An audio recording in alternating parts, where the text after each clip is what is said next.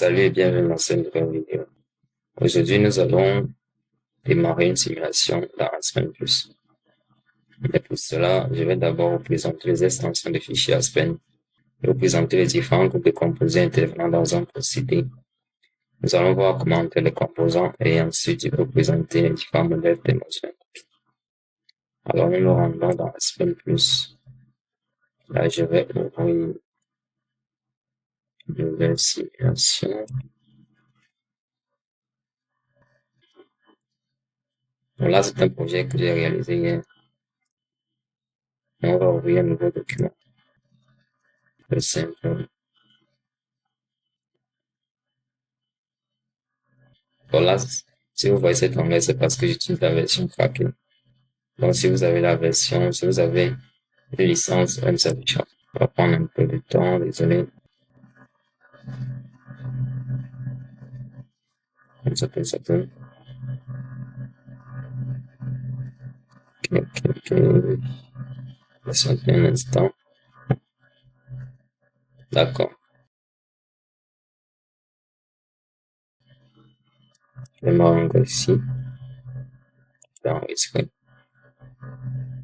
Ok, lorsque je déroule ici, vous avez le choix d'enregistrer le document sous forme d'extension APWZ, sous forme de extension APW, sous forme d'extension .bkp, sous forme de template.apt. Je vais vous expliquer à quoi correspondent toutes ces extensions-ci. Nous allons donc. Ok, sur Aspen+, là, dans l'interface logicielle, vous avez vu que on nous a présenté 4 extensions, mais en réalité, il existe 6 extensions de fichiers dans Aspen+. L'extension .apt, elle est utilisée pour sauvegarder les unités préférées et les propriétés méthodes ou bien les méthodes thermodynamiques pour une utilisation extérieure. Nous avons aussi l'extension .apm. Elle est utilisée pour créer une opération unitaire non standard ou particulière pour son procédé, et que cette opération ne se trouve pas dans la palette d'opérations unitaires dans Aspen+. Alors, qu'est-ce que je veux dire par revenons ici. Ici, ce sont les opérations unitaires qui sont présentes dans Aspen+. Mais supposons que lors de la réalisation de votre procédé, vous recherchiez là et que vous ne la trouviez pas. Que vous utilisez soit une opération unitaire que vous avez créée et qui ne figure pas dans la base de données de d'Aspen+. Ce que vous pouvez faire, au lieu de, à chaque fois que vous allez créer un nouveau projet, de réaliser l'opération unitaire à chaque fois, vous pouvez simplement enregistrer cette opération unitaire-là sous forme de fichier d'extension .apm. Ce qui fera que lorsque vous voudrez réaliser un nouveau projet, vous pouvez simplement récupérer cette opération unitaire et l'intégrer à votre projet.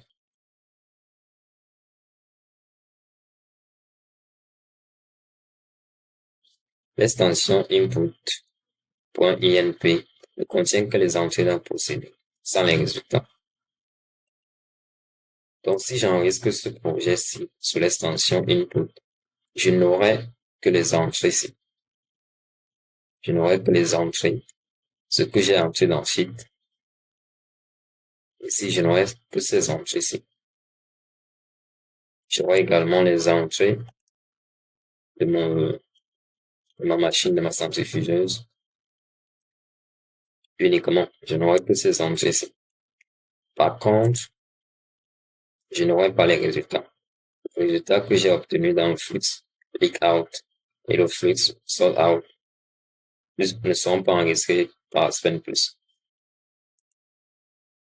Ensuite, nous avons les extensions les plus, je vais dire qui ça comment, les plus grandes extensions. .bkp contient à la fois les informations d'entrée et les résultats obtenus. Tout à l'heure, input n'avait que les entrées. .bkp contient à la fois les entrées d'un procédé et les résultats obtenus.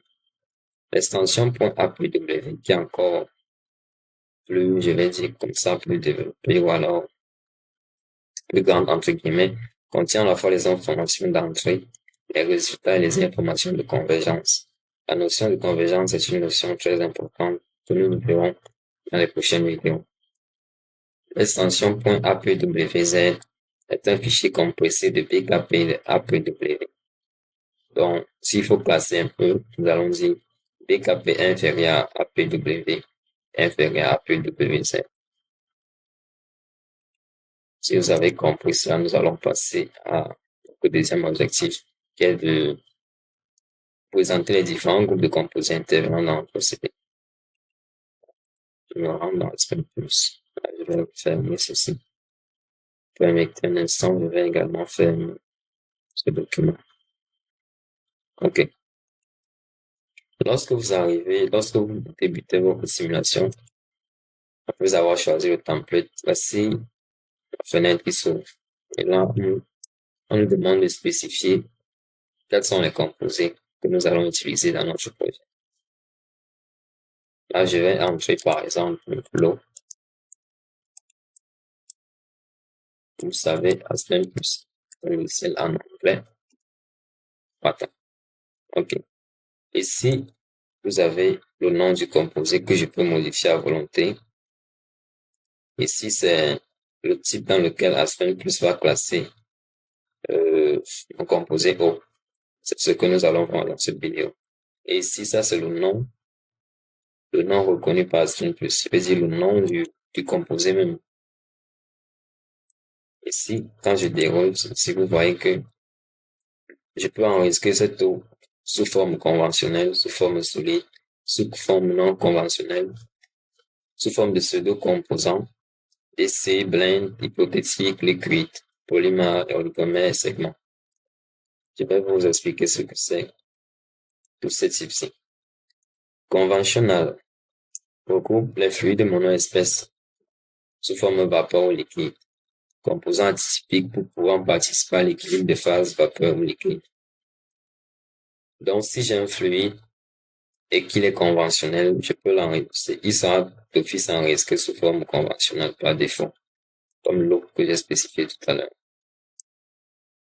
Solide, ça c'est le type pour les solides, comme le nom l'indique. Les propriétés sont calculées à l'aide de modèles basés sur les solides. Par exemple, si je viens là et je clique, je mets la kaolinite. Bon, la kaolinite, je pense qu'on va parler, puisque la kaolinite a plus de 8 caractères.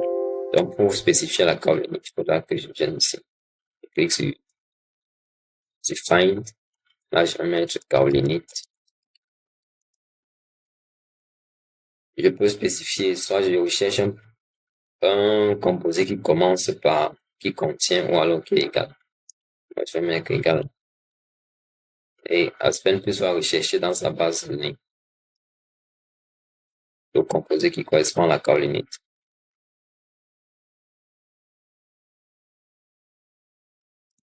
Et voici ma kaolinite. Je peux l'ajouter en cliquant ici sur Add. Voici les bases de données que contient Aspen Plus. APW, machin. Et voici les bases de données les bases de données que j'ai sélectionnées. Aspen Plus ira dans ces bases de données si chercher le composé qui correspond à la kaolinite que j'ai spécifiée tout à l'heure.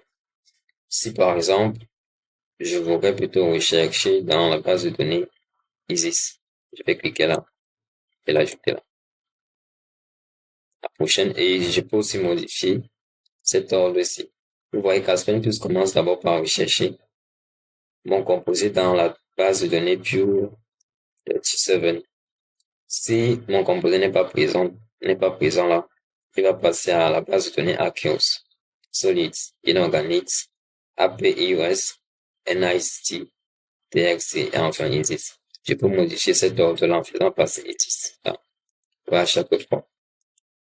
ISIS monte pour arriver finalement en première position.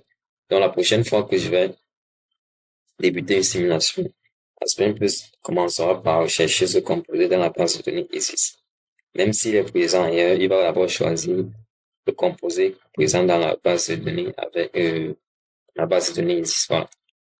Là, je vais le ramener ici puisque j'en ai pas besoin. Ferme là.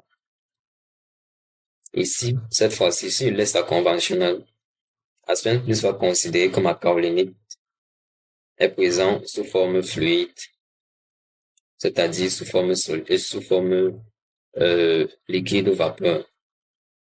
Et alors mon calcul sera erroné.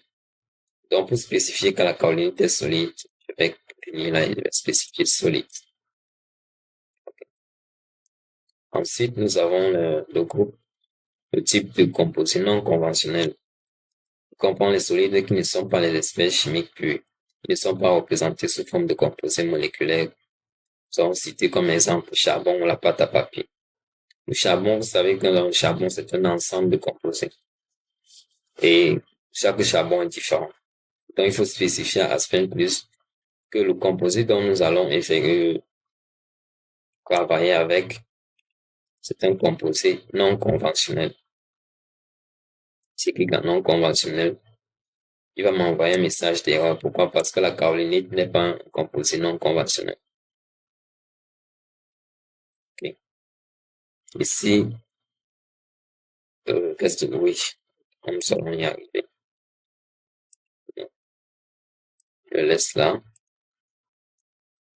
Ensuite, nous avons les pseudo-composants. Et c'est blend. Ce sont des composants représentant les fractions de pétrole caractérisées par leur point d'ébullition, leur masse moléculaire, leur densité et d'autres propriétés. Donc, globalement, ça, c'est pour l'industrie pétrolière. Ensuite, nous avons le groupe de composés polymères, oligomères ou les segments. Ce sont des composants utilisés dans les modèles de polymères. Le groupe hypothétical liquide est un type de composant principalement utilisé dans les applications pyrométallurgiques lors de la modélisation d'un composant sous forme liquide, lorsque ses propriétés doivent être extrapolées à partir des propriétés solides. Par exemple, pour modéliser le carbone dans l'acier fondu. Ici, qu'est-ce que ça veut dire? Par exemple, vous avez un composé qui est présent sous une forme classique, mais mais le procédé en question l'utilise plutôt sous une autre phase. Ici, on a pris le cas du carbone et l'acier fondu. De base, le matériau sera sous forme solide, mais dans l'utilisation du procédé, il sera sous forme fondue. Alors, Aspen Plus va, si vous choisissez le type hypothétical liquide, Aspen Plus va considérer les propriétés de la phase solide, mais en l'intégrant comme un composé liquide. Je sais pas si me fait bien comprendre. Ok. Je pense que nous avons déjà fait le tour. Oui. On peut passer à la suite de notre PDF. Nous allons voir les différents modèles thermodynamiques. Cette notion est tellement importante que je consacrerai une vidéo entière à cela. Mais aujourd'hui, je vais juste vous présenter les groupes de modèles thermodynamiques. Les modèles thermodynamiques sont en fait les outils de calcul ou bien les méthodes que nous allons utiliser dans notre projet pour avoir des résultats. Vous allez devoir choisir le modèle thermodynamique qui vous donnera des résultats qui sont proches de la réalité. On peut classer le modèle thermodynamique en 4 groupes. Le modèle idéal, il traite les gaz ou les liquides qui sont idéaux. Ce modèle est valable pour les systèmes à faible pression, les systèmes à vide et ceux à très haute pression. Dans le modèle idéal, on va se baser sur la loi de Raoult pour effectuer les calculs. Il est valable pour des systèmes dont les composés ont des structures chimiques très proches. Donc, par exemple, les systèmes d'hydrocarbures isomères. Si j'ai, par exemple, le butane et l'isopropane, je peux utiliser ce modèle-ci. C'est un modèle assez, comme son nom l'indique, idéal. Donc, pas très rigoureux. Nous avons ensuite les equations of state ou les modèles d'équation d'état. Sont généralement utilisés pour les gaz et les liquides très peu polaires. Les equations of state sont utilisées pour des positions inférieures à 10 bar. Elles sont basées sur le calcul de la fugacité pour déterminer l'état d'équilibre d'un système. Vous savez que pourquoi donc c'est le principe des équations de ce modèle-ci. Il est basé sur le calcul de la fugacité pour déterminer l'état d'équilibre d'un système. Je pense qu'il y a dit dans les conditions dans lesquelles ce modèle est utilisé. Ensuite, nous avons les activity coefficient modèles ou modèles de coefficient d'activité. Sont largement utilisés pour les mélanges polaires. Ce modèle est basé sur le calcul des coefficients d'activité pour déterminer l'état d'équilibre du système. Ici, nous pouvons citer comme faisant partie de ce groupe NRTL, Wilson, Van Laar, Unifac, etc. Les activity coefficients, ce qu'il faut savoir, c'est que ils sont plus complexes ou plus performants, entre guillemets, que les equations of state. Ici, ce modèle-ci est généralement utilisé pour les gaz et l'équilibre très peu polaire. Par contre, ce modèle est utilisé pour les mélanges polaires et surtout pour les liquides parce qu'il prend en compte plusieurs paramètres. Dans les modèles d'équation d'état, ici, deux paramètres sont généralement calculés. Sont AB, oui. Par contre, dans les activity coefficient modèles, vous pouvez calculer plusieurs paramètres et ainsi vos résultats sont un peu plus intégrateurs.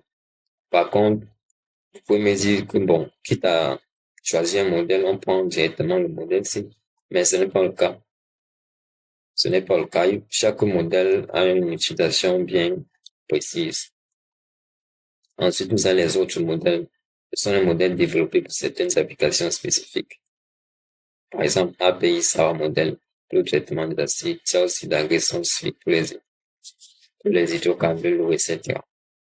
Alors, comment choisir un modèle? Je vous ai dit que je vous ferai une vidéo entièrement consacrée pour lorsque vous serez habitué, vous comprendrez mieux l'importance d'un modèle thermodynamique. Mais je vais quand même vous donner une petite base. Pour commencer, vous devez savoir si dans votre mélange, il existe des composés qui sont polaires. S'il n'existe pas de composé polaire, vous choisissez le modèle d'équation d'état. Donc, Ben Robinson, SRK, RK, ainsi de suite.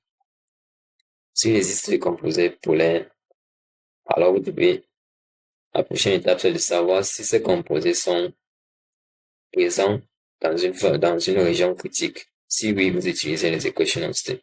Sinon, vous posez une nouvelle question. Y a-t-il des gaz, des gaz qui sont légers ou bien qui sont présents sous leur forme critique? Sinon, vous utilisez les activity coefficient models, simplement.